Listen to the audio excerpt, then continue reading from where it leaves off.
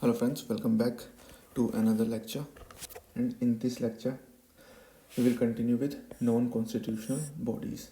Okay, we have already covered Niti Aayog, National Human Rights Commission, State Human Rights Commission, Central and State Information Commission, Central Bureau of Investigation also we have covered in our last lecture, and in this lecture we are going to study Central Vigilance Commission. Okay, तो central vigilance commission के अंदर हम क्या study करने वाले हैं? Its composition, its jurisdiction and related to its reports, के reports किसे सबमिट की जाती हैं, दिस एंड दैट. ओके, तो सेंट्रल विजिलेंस कमीशन ये होता क्या है? It is the main agency for preventing corruption in the central government. Central government के अंदर करप्शन को रोकने के लिए, ठीक है, करप्शन को प्रिवेंट करने के लिए मेन एजेंसी जो होती है सेंट्रल गवर्नमेंट के अंदर, वो सेंट्रल विजिलेंस कमीशन ही होती है. Okay, it was established in 1964 और रिकमेंड किया गया था संथानम कमेटी के द्वारा. ठीक है, Santhanam committee on prevention of corruption, ये कमेटी बनाई गई थी जिसे हेड कर रहे थे सांथानाम. ओके, और प्रिवेंशन ऑफ करप्शन के ऊपर ये कमेटी बनाई गई थी और इस कमेटी के द्वारा रिकमेंड किया गया था central vigilance commission. Okay, agency to receive and act on complaints और disclosure on any allegation of corruption और misuse of office from whistle blowers under the public interest disclosure and protection of informations resolution which is popularly known as whistle blowers resolution. ठीक है, ये काम कैसे करता है? Central vigilance commission काम करता है जब कोई विसल ब्लोअर मतलब जब कोई करप्शन के चार्जेस को पब्लिक कर देता है, जब कोई, ठीक है, तो उसे विसल ब्लोअर बोलते हैं. तो जो विसल ब्लोअर की जो इन्फॉर्मेशन होती है, कंप्लेंट होती है, या वो कोई इन्फॉर्मेशन डिस्क्लोज करता है, तब उसे रिसीव करने के बाद सेंट्रल विजिलेंस कमीशन अपना काम स्टार्ट करती है. ओके, और ये किया जाता है the public interest disclosure and protection of informations resolution, और इसको पॉपुलरली विसल ब्लोअर्स रेजोल्यूशन भी बोलते हैं. ठीक है, तो इसके अंडर जो है सेंट्रल विजिलेंस कमीशन काम करता है. Now let's look at its composition. तो इसकी कॉम्पोजिशन में एक सेंट्रल विजिलेंस कमिश्नर होते हैं एंड एज अ चेयरपर्सन, ठीक है, and not more than 2 vigilance commissioner. ठीक है, तो 3 मेंबर हो गए total, 1 chairperson and 2 vigilance commissioners. Okay, तो ये इसकी कॉम्पोजिशन है. अपॉइंटेड बाय द प्रेसिडेंट इनको अपॉइंट करते हैं. ठीक है, और इनके नाम रिकमेंड किए जाते हैं अ 3 मेंबर कमेटी. ठीक है, 3 मेंबर की एक कमेटी होती है जो इनके नाम को फॉरवर्ड करती है टू द प्रेसिडेंट. और उस कमेटी के अंदर कौन कौन होता है? Are honourable prime minister as the head of the committee, union minister of home affairs and leader of opposition in Lok Sabha. ठीक है, तो ये 3 मेंबर मिलके इस कमेटी को बनाते हैं, जो कि सेंट्रल विजिलेंस कमिश्नर और सेंट्रल विजिलेंस जो चेयरपर्सन है और जो सेंट्रल विजिलेंस कमिश्नर्स हैं उनके नाम फॉरवर्ड करती है किसको? प्रेसिडेंट को. ओके, नाउ टेन्योर की अगर बात करें तो 4 years एंड 65 years. अगर या तो 4 साल या फिर 65 years की एज अटेन करने तक जो है ये होल्ड करते हैं ऑफिस को. Not eligible for further employment in state और सेंट्रल गवर्नमेंट. ठीक है, और एलिजिबल नहीं है इसके बाद ये किसी भी फर्दर एम्प्लॉयमेंट में, ना स्टेट में और ना सेंट्रल गवर्नमेंट में. ओके, नाउ रिमूव कौन कौन कर सकता है? तो इन्हें रिमूव केवल प्रेसिडेंट कर सकते हैं अगर the CVC adjust and insolvent, या तो उन्हें इंसॉल्वेंट घोषित कर दिया जाए. If he engages during his tenure in any paid employment outside his office. ठीक है, ऑफिस से अलग किसी पेड एम्प्लॉयमेंट में पाए जाते हैं, तो अगर एंगेज किए करते हुए पाए जाते हैं तो भी इन्हें रिमूव किया जा सकता है by president. If he is according to the president unfit to continue due to infirmity of mind और बॉडी. ठीक है, तो ये भी एक ग्राउंड बनता है, ground of removal, infirmity of mind और body according to the president.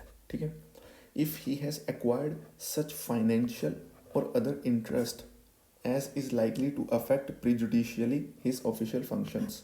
ठीक है, या तो ये फाइनेंशियल या फिर कुछ इंटरेस्ट इनका ऐसा हो जो इन्हें बायस्ड बनाता हो, ठीक है, बायस्ड बनाता हो अपने फंक्शंस में, तो उस केस में भी president can remove central vigilance commissioners then on the grounds of proved misbehaviour और इनकैपेसिटी। ये भी एक ग्राउंड बनता है इनके रिमूवल का।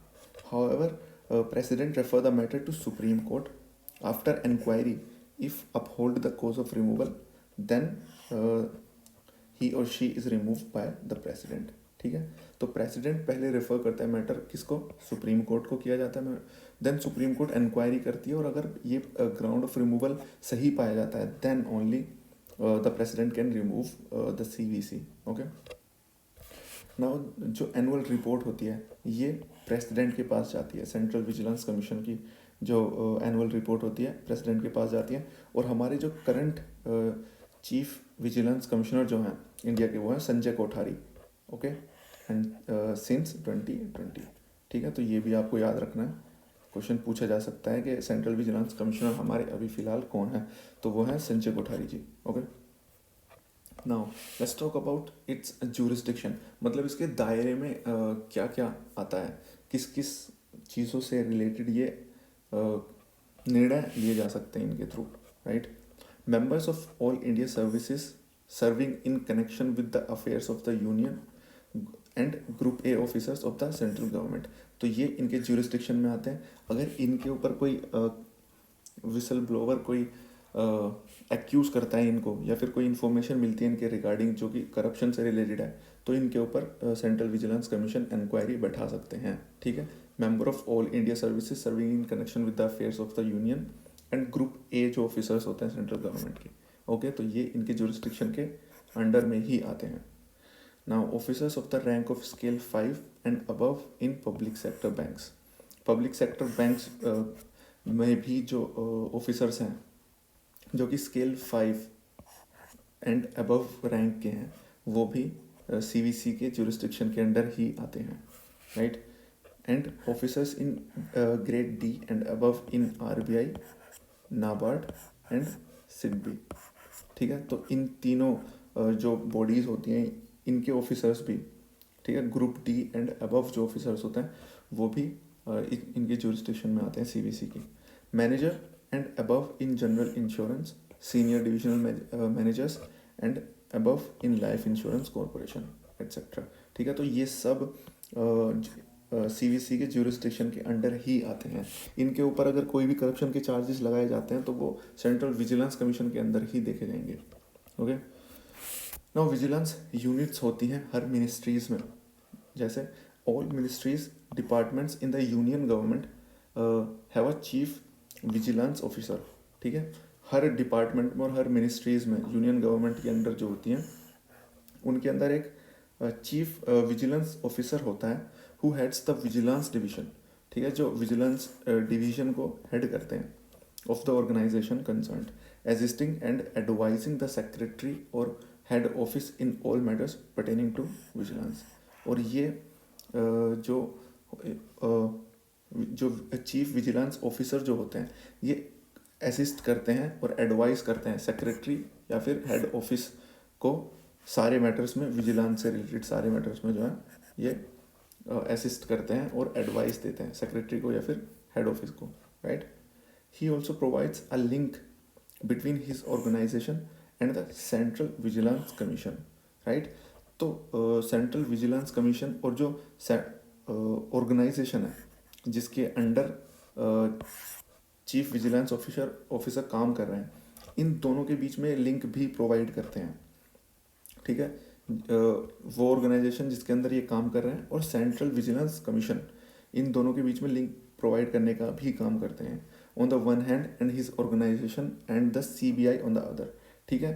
तो organisation and central vigilance commission के बीच में लिंक, एंड जो दूसरा लिंक होगा वो होगा ऑर्गेनाइजेशन एंड सीबीआई के बीच का लिंक। तो दो लिंक को जो है बनाने का काम करते हैं चीफ विजिलेंस ऑफिसर, जो कि हर मिनिस्ट्री और हर डिपार्टमेंट के अंडर होते ही हैं। यूनियन गवर्नमेंट के जो अंडर जितने भी डिपार्टमेंट्स हैं और जितने भी मिनिस्ट्रीज हैं उनके अंदर ये होते हैं चीफ विजिलेंस ऑफिसर। ओके, तो ये लेक्चर था, ठीक है, सीवीसी के ऊपर। और आई थिंक जितनी भी इंपॉर्टेंट चीज़ें हैं वो ऑलरेडी इसके अंदर कवर हो गई हैं. Okay, thank you very much for watching it. और अगर आपको लेक्चर्स पसंद आ रहे हैं तो do like them, share them with your friends and do subscribe.